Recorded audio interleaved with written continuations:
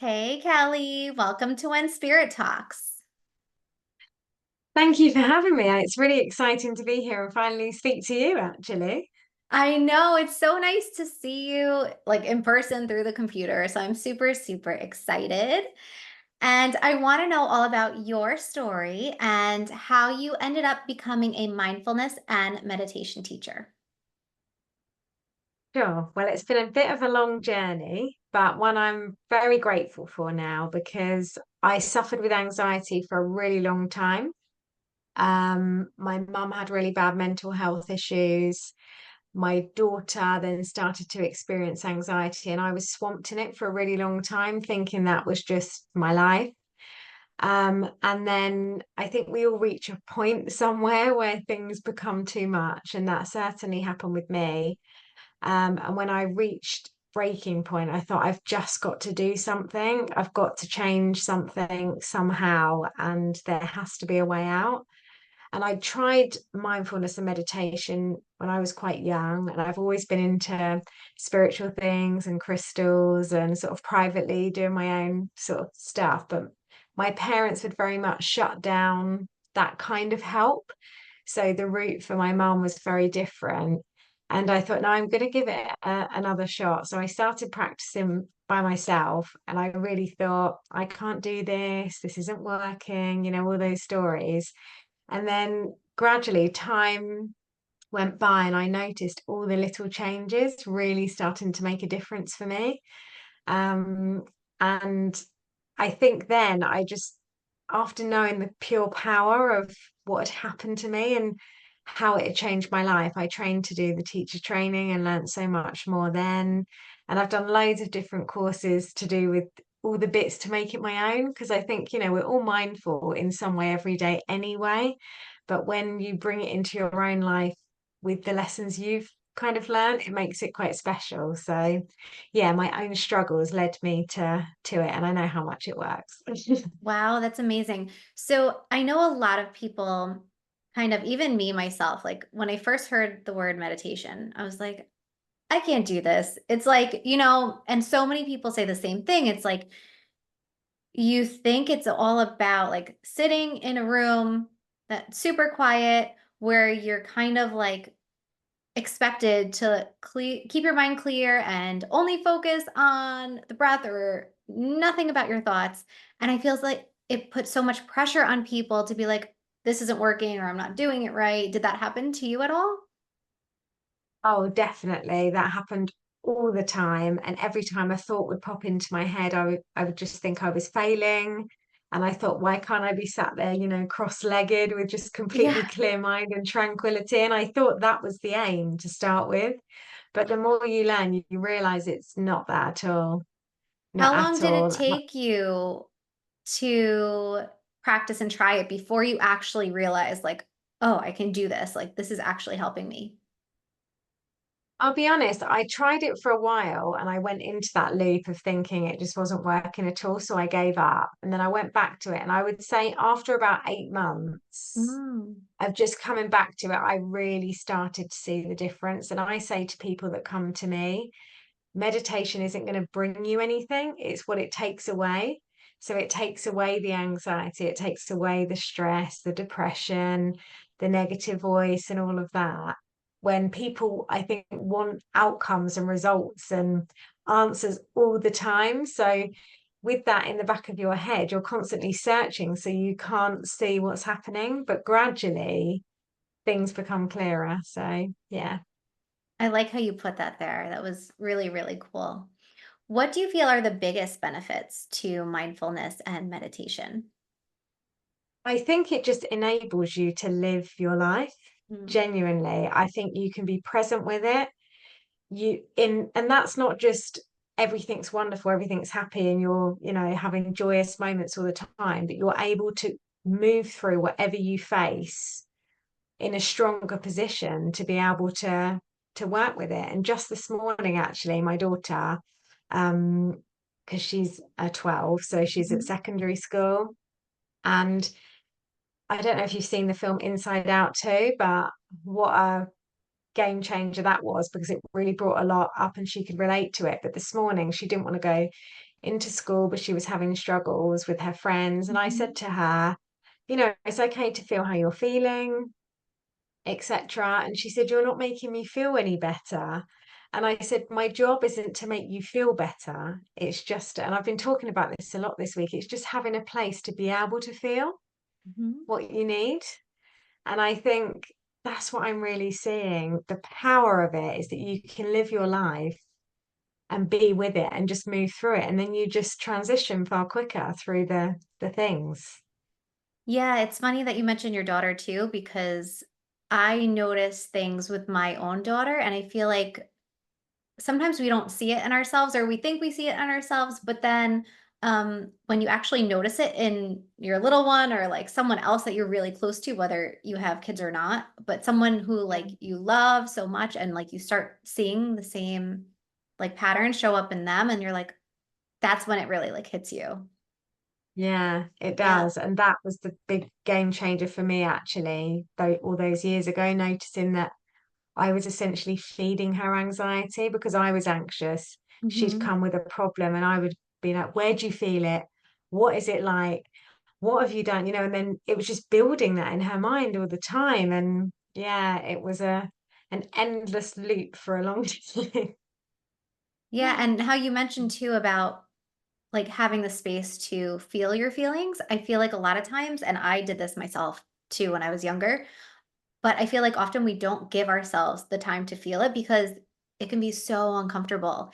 And even like me growing up, and I see it with my little one too, like when I was like upset or hurting, or my little one's upset or hurting, my mom's like, oh, she tries to like redirect or do it that way.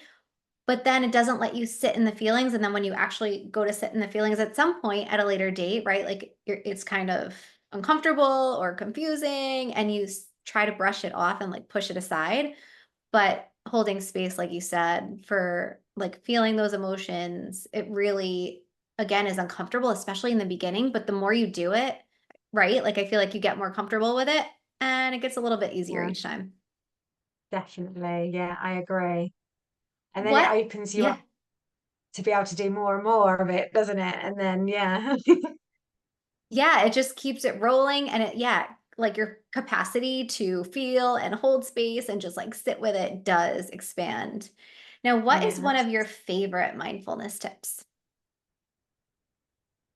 I'll be honest, for me, one of them is definitely writing because I think Mhm, people get caught up in thinking that mindfulness, I mean, of course, a formal part of it is meditation, but we can be mindful with absolutely anything at all, making a cup of tea or, feeling our footsteps when they touch the ground, really noticing things around us, checking into our senses.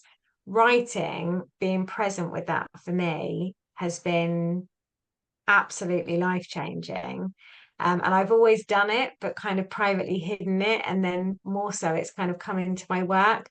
But if I had one tip that I would have to say, it would be the 5 4 3 2 1 mindful technique.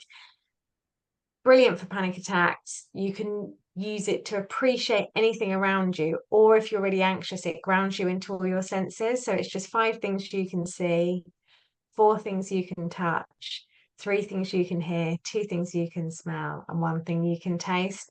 And the power in that alone, anyone can do it anywhere, and it just makes a huge difference. yeah, it really gets you back in that moment. Now, speaking of numbers, I know you created that 4-7-8 method. So let's talk about it. What is it? What does it do? I want to hear it all. So loads of people use the 478, and actually the reason I called my business Mhm, Room 478 was because when I was really, really anxious and I couldn't sit with meditation because of all the things we've just shared, like I'm not doing it right. mhm, It was driving me insane that all these thoughts kept coming in. So I thought, oh, um, but I found the 478 breathing technique, and nighttime when you're anxious is awful, when it's dark and it's just mhm. really not a pleasant place to be. So nighttime for me was really hard. And I would do the 478 breathing technique, which was just breathing in for 4 seconds, holding for 7 seconds, and then exhaling for 8 seconds. And I thought, okay, I can do this. So that was one of my first things I really focused on because I thought if I am getting frustrated with all these other practices, Mhm. if I can just do that, then I feel like I'm just stepping up bit by bit. And it used to really help me fall asleep because it's proven to just regulate your nervous system and it changes your state of breathing. But yeah, so and then the idea behind that was when I create it was during a Mhm. meditation, it came to me that I thought I really just want to create a space or a room where people can come and feel how they need to. And then 478 was just the number of the room essentially because I loved the breathing technique so much. That is awesome. That's really funny because as you're talking, and I've talked about like breath work with other people, and it's so funny because I love how you're sharing that this technique worked for you and it helps your clients so much. And it's interesting. And this is why I say, like, for everyone to like literally, you're not going to know anything until you try it out. Because for me specifically, I've tried, like, not specifically the 478. So I will have to try that today. I'll do it tonight when I go to bed. But I've tried the box breathing, I think. Is it the box Yeah, breathing? I love that Something one. where Yeah. you basically, yeah, you inhale and you hold it for a certain amount of seconds. But for me, when I do that, it makes me more anxious. There's something about me with holding the breath that kind of makes me, I don't know, feel uneasy. So for me, what I did, it was just like, okay, I've tried it a few times, but I need to just inhale and then like slowly exhale. But I make it a point to exhale longer than I inhale. I love how Yeah. the light just like flashed so brightly on you just I know. now. But yeah, so I always say for everyone to like really just try things out, like try the 478 breathing because it might be like life changing for you too. Um, what is the most common challenge you find in your clients, and how do you help them overcome that? I know it could be so different, but yeah, what's one common theme you notice? I think everybody turns up thinking they can't do it, they Mm, can't meditate. That's so common. And they think, I can't do it. So whenever I start with anyone, I really gently bring so much awareness to not only the breath, but the thoughts, because that's all part of it. And everybody will come in and go, oh, I don't think I can do it.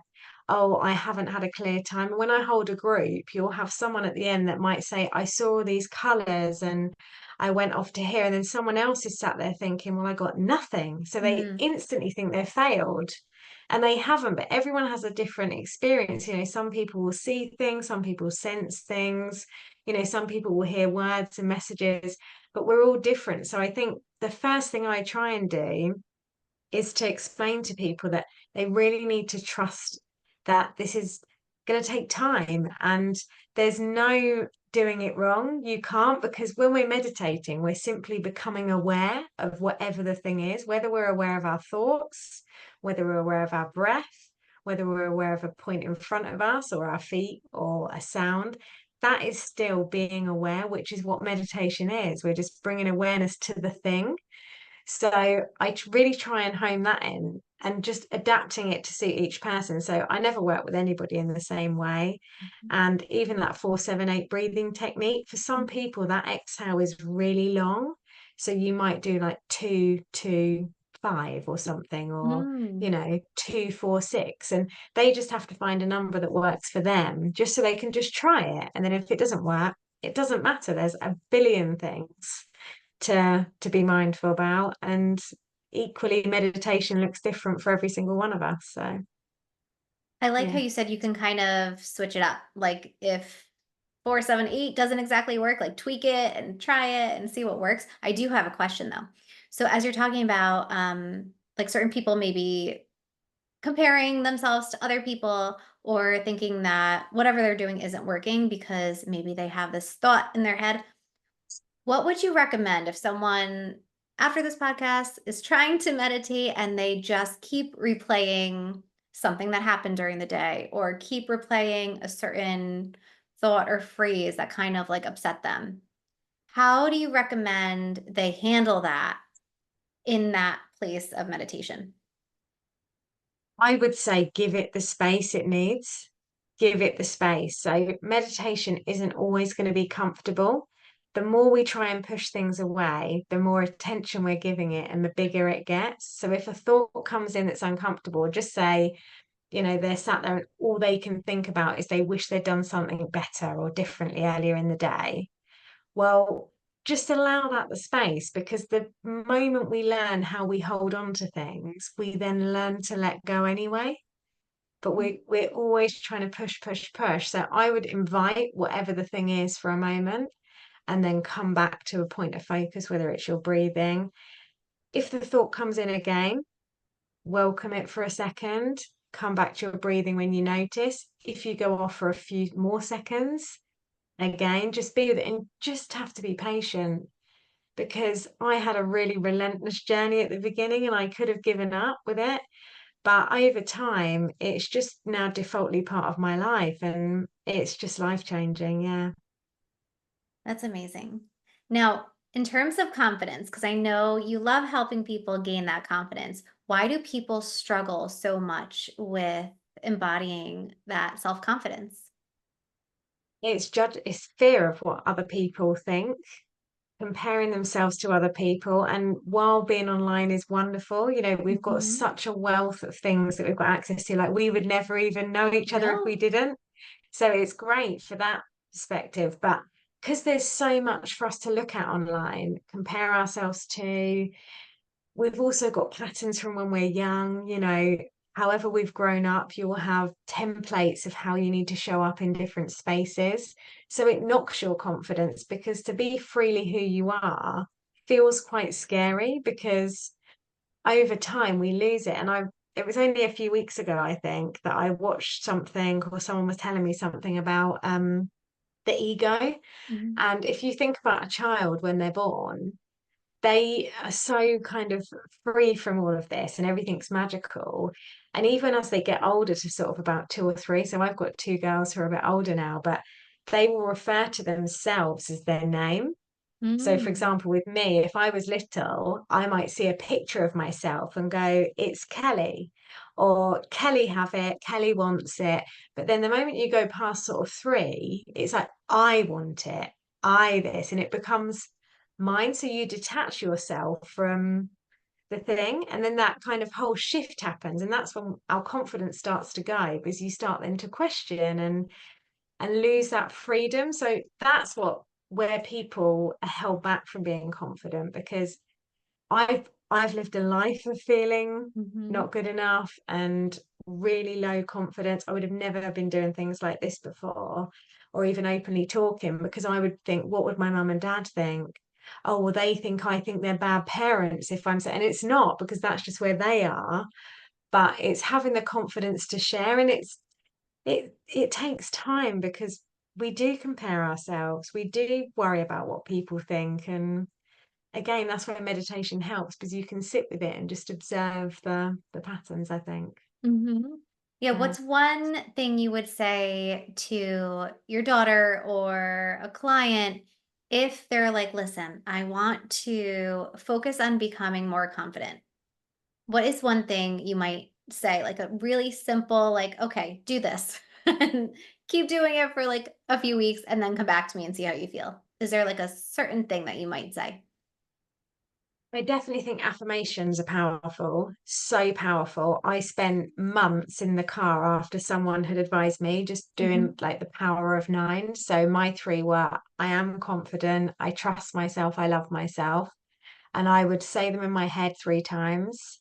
I would then whisper them out loud 3 times. Then if I felt brave enough, I would kind of look in the Mhm. mirror and say them 3 times.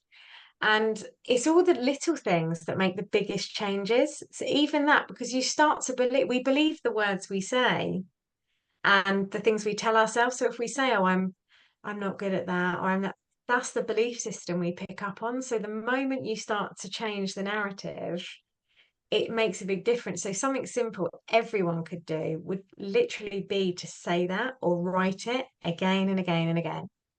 Yeah, affirmations. And I love how you put like we believe what we say.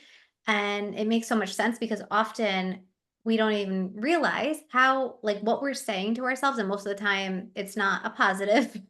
Most of the time it's a Yeah. negative and we don't even realize. And so we're like conditioning ourselves to believe it. But yeah, even just I like the meditation, the affirmations that you used, and even just like repeating those over time, even if it feels like you're being a bit fake in the beginning, like that was me. Like I'm like, I don't really feel this way. Why am I saying this? Like Mm. you get in your head, but just do Yeah, it and just keep doing it because just like you said, over time, like it will be so helpful and you really start to believe it, like at the energetic definitely. level. Yes, definitely. Yeah. And I want to hear about your book, Desperate to Be Loved. Tell us about Oh, it. And is there a very specific message that you love in the book that you want everyone to hear?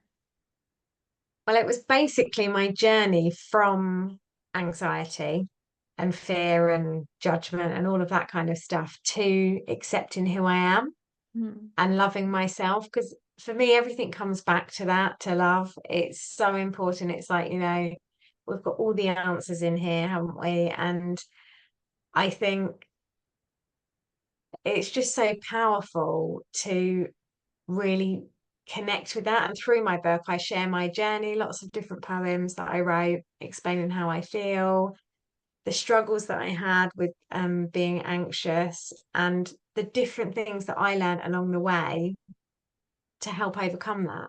So I mm, shared sort of mindful tips and tools and things that I felt that have helped, and just my story so that people don't feel as lonely with what they're going through. Because the more we share, the more others feel less alone. I mean, I love reading different things and mhm, thinking, oh, great, it's not just me, mhm, So I finally got brave enough to share it. But my message really, and I wrote it at the end of the book, was just that when we do build habits from love, we essentially connect to who we are. And when we build habits out of fear, we just strip ourselves away from who we are.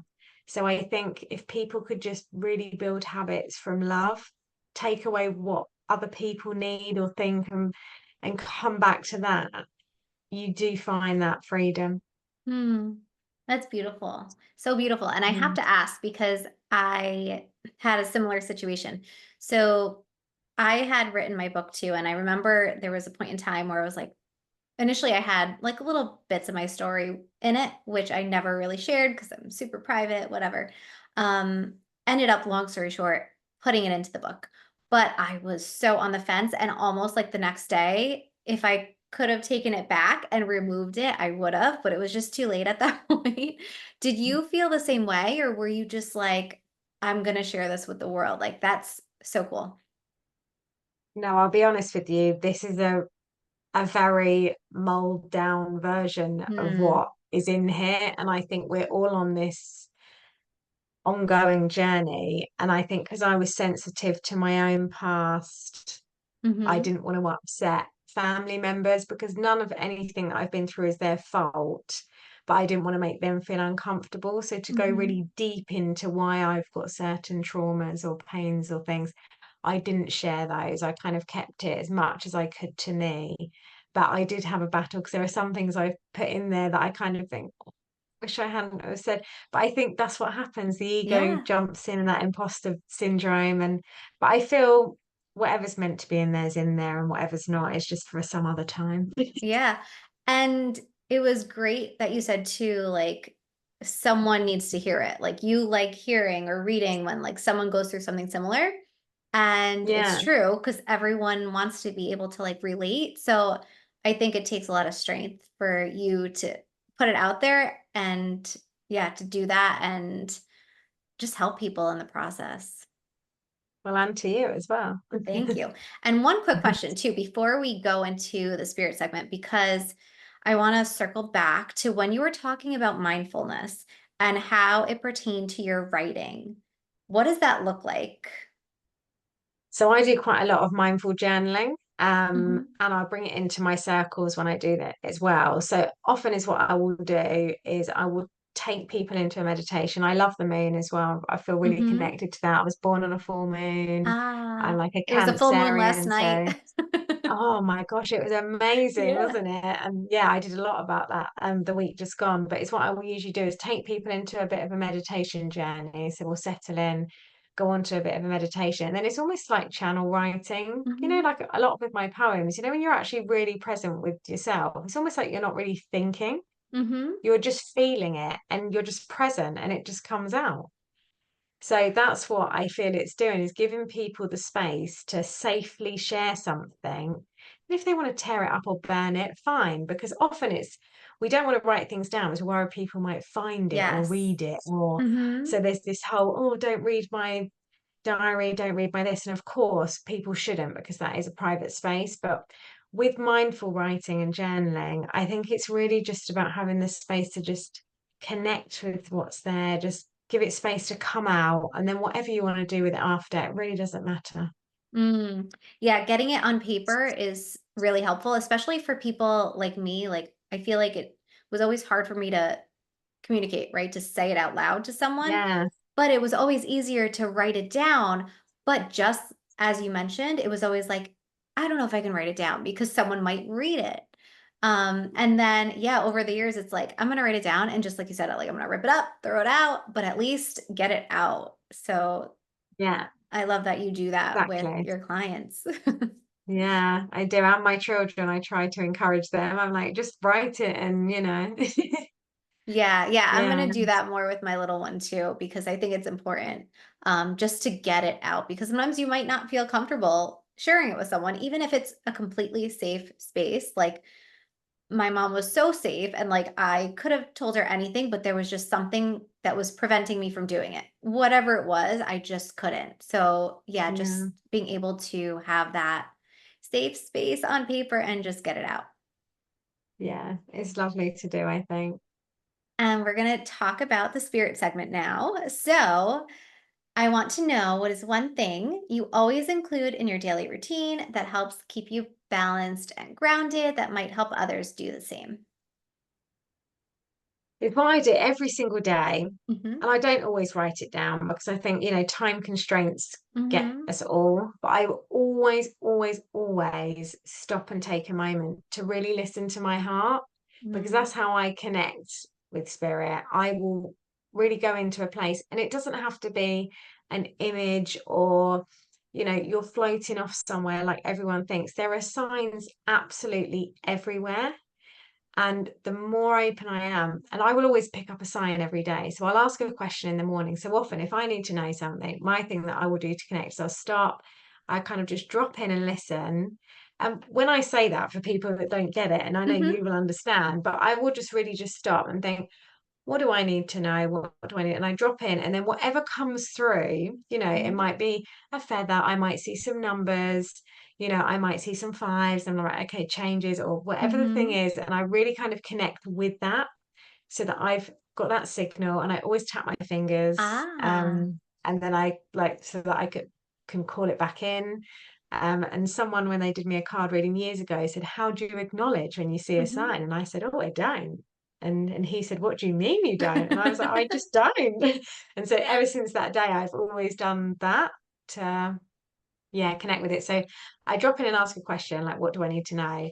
And then whatever signs come on. My favorite thing of Mhm. signs at the moment is music. Ah, So, me if you're too. walking past somewhere, and then, or like, you just go into it and then a song will come on, and the Mhm. words are often just like, boom, just what you need to hear. But people miss all this stuff, Yeah. and it's there, you know? Yeah, I agree because I think too some people get caught up on like that can't be a sign, it's just a song, and, they think themselves Mm. out of it.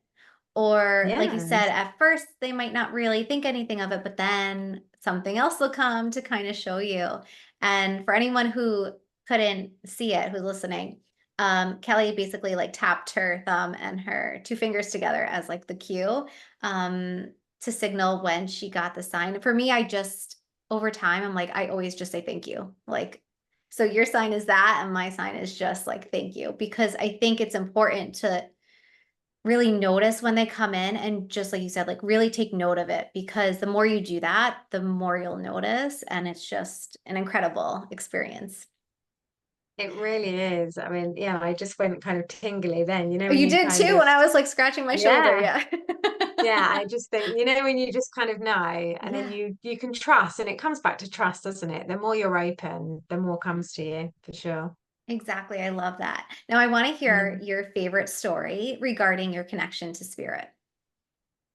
Well, again, this is through song and through Hmm. numbers, but I asked a question, and I was going through a really, really difficult time. Mhm. And this is no joke, but I was like, what do I do? What do I do? And I knew that something needed to change, but I really didn't know how to access the strength to do it. And I walked out of the house and I looked over the road and I saw a number plate with three threes on it. Mhm. So straight away I was like, okay, so I acknowledged the threes, got in the car, and then the song I Want to Break Free came on. You know that I want to No break way. free? Yeah. And it come on. And then I was driving down the road and you know when you kind of doubt yourself, question thinking, oh, is this the right choice? Mhm. Is this not? And it was all to do with like a worky situation kind of thing. Mhm. And I switched radio stations and the song came on again. I just got chills. And then and then I walked into my office and the song come on a third time. And I thought this is absolutely insane. That it could not have been any clearer, the sign. Mhm.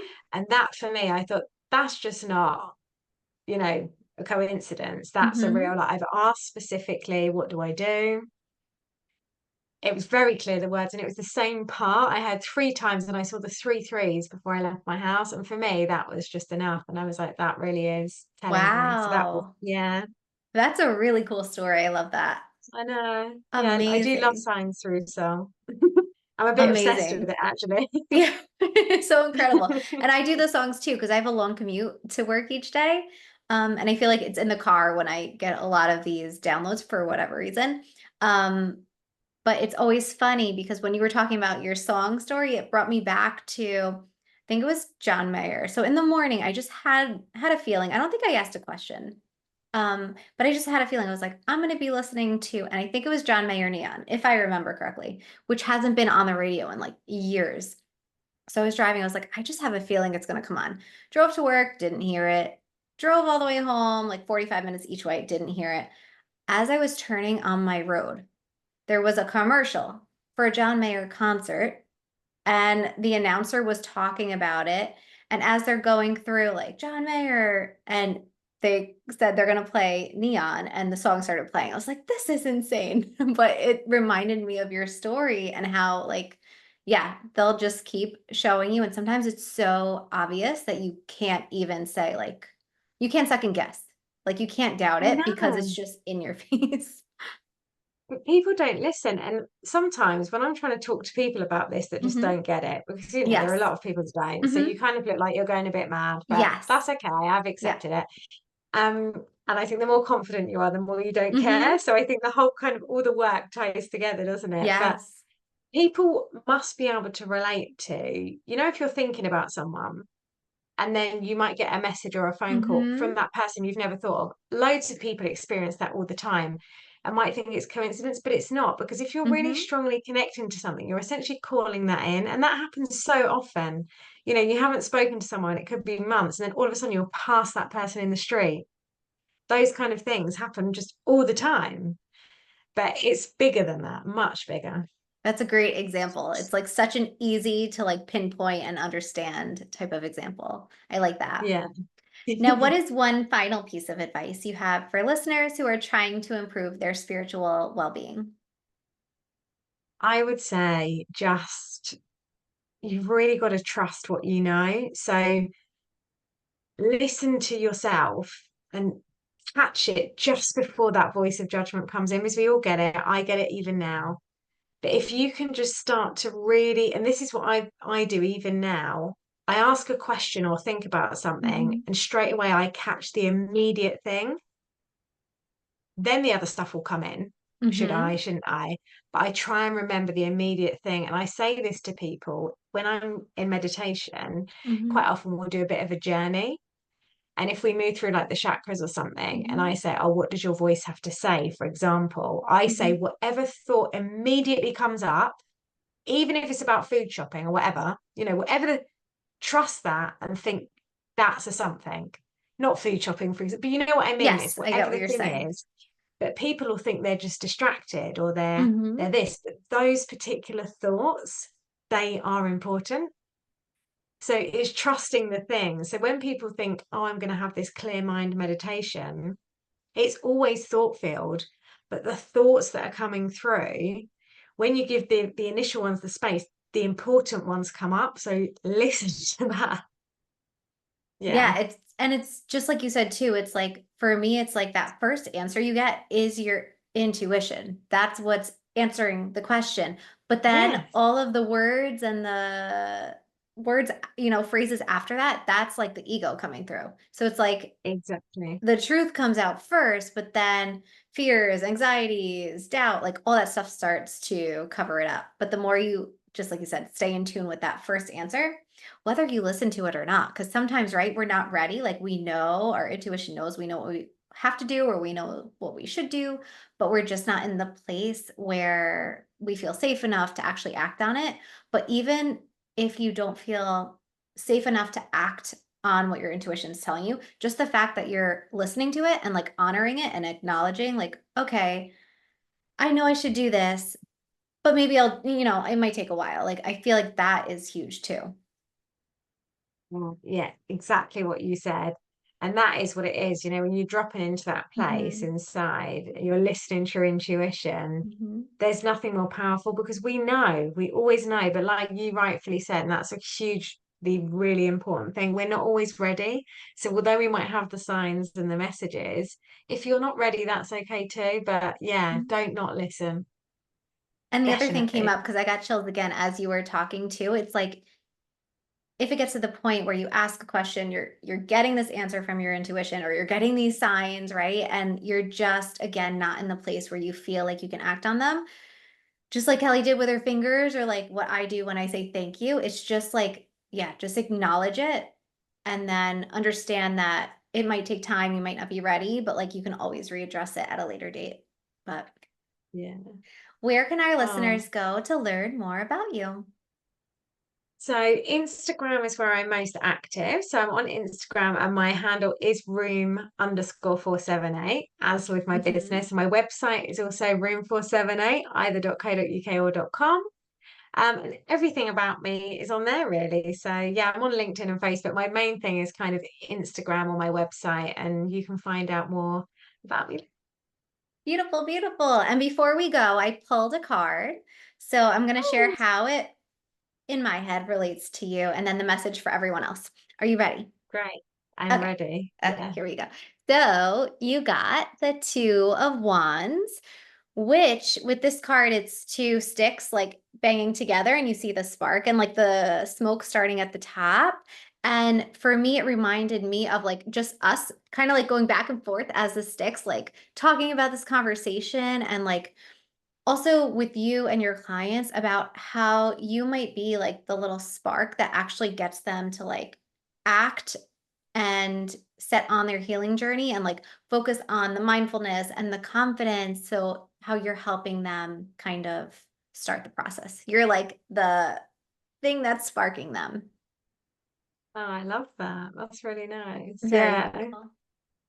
Oh, thank you. That was You're so nice. welcome. You're welcome. And for everyone else, it was funny because I thought of this before, but then as we're talking and we got on the topic of like decisions and asking a question and really like tuning into the answer was funny because when I saw this, I was like, okay, for everyone listening, figure out something that you might have been thinking about doing. So you might have a question like, should I do this? Should I do this?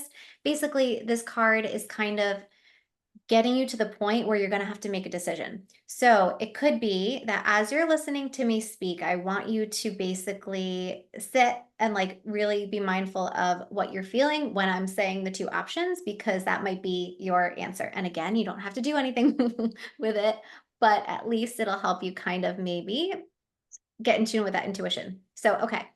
So if you're deciding on something to do, choice A is taking that step to actually go through with it and make the decision. Or step B might be kind of staying planted, staying rooted, and taking more time before you act. So, again, with those two choices, kind of sit into what kind of resonates with you more, because that might be the answer you need to hear right now. So, Kelly, thank you, thank you, thank you for joining us and coming on and sharing all of that amazing information and your tips and your energy and your love. So, thank you. Oh, and thank you so much for having me. This has been so special because we followed each other for such a long Mhm. time. And you see people, and there are certain people that are with you on like a really long part of the journey. So to be here feels really special with you. So thank you so much Oh, for thank having me. you. Right back at Yeah. you.